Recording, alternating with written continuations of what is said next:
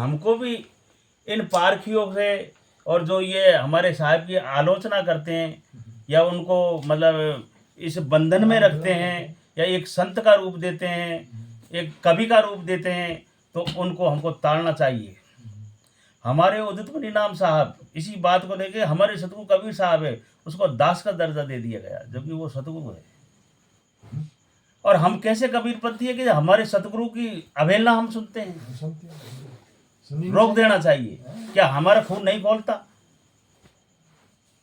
कोई हमारे अगर बाप को गाली दे तो हमको डंडा लाठी लेकर के कैसे भगते हैं? इसी प्रकार से हम उस सतगुरु के बारे में अगर कोई कहता है तो हमको नहीं सुनना चाहिए। कितनी बड़ी शर्माई की बात, मतलब बेशर्मी की बात है कि हम बोलते नहीं। बोलना चाहिए हमको।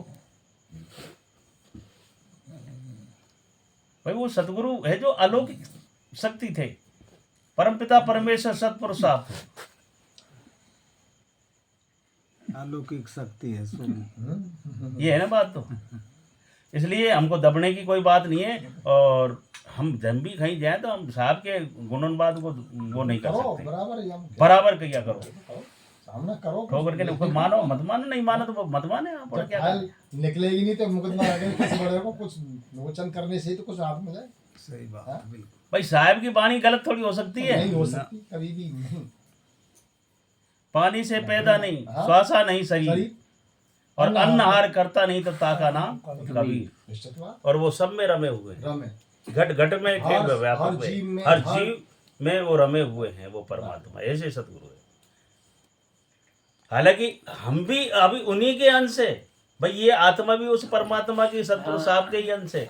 लेकिन इस काल के देश में आकर के इसमें मिश्रण होने के बाद में रजतम तीनों गुण हमारे अंदर मिलने पर, पांच तत्वों के विलीन होने पर क्या कि हमारा जो शुद्ध चेतन जो था, मतलब जैसे 24 कैरेट सोना, जब सोने की जब ईंट होती है, अगर हम सुनार के पास जाएं और सोने की ईंट अगर हमको ली जाए, सोना हम जब खरीदते हैं तो ईंट मिलती है उसकी बिस्कुट, तो वो पेवर सोना होता है।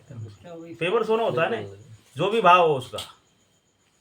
लेकिन जब तक वो सोना जब तक रहता है, जब तक वो उसका कोई आभूषण ना बने।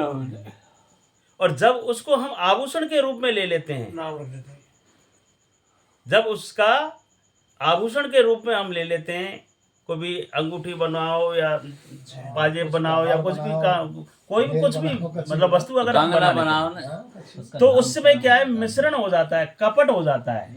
उस छल कपट के माध्यम से उसकी जो कैरेट की जो स्थिति प्रवृत्ति चेंज होगी। हाँ, मिश्रण होने से उसकी क्वालिटी हल्की हो जाती है। आवरण हो गया, उसमें मिश्रण हो गया। अब जब मिश्रण होने पर क्या है कि इस जीवात्मा नहीं, तो ये भी तो परमात्मा ही तो है। ये क्या कम है क्या? लेकिन जैसे ही हम इसमें मिश्रण हुए, हमारे इस काल के इसमें आए, फंदे में पड़े, तीन गुणों में रतम इसमें पड़े, तो ये मिश्रण होने पर इसकी क्वालिटी कम हो गई है। तो वही जब तो सब घट में और साइयां चीज जुड़ गई, तीन हाँ, पांच चीज जुड़ गया हमें। अब सतगुरु कबीर साहब के इन तीन चीजों से परे थे भाई। वो इसमें मिश्रण थोड़ी थे, उनके पांच तत्व थोड़ी थे, तीन ये तीन गुणों में थोड़ी इनसे रहित थे सतगुरु कबीर साहब। तभी तो कहते हैं कि दया धर्म सतशील विचारा, और ये गुण हंसा के नारा। हंस के तो गुण ही ऐसे ब्रह्मा विष्णु महेश अलग कोई है, यही मिलते नहीं थे तो, लेकिन उनका कर्म तो वो सब उसमें आ गए ना उनको। भाई सोच बिंडे देखो, बोलिए सतगुरु कबीर साहब के पावन चरणों में साईं।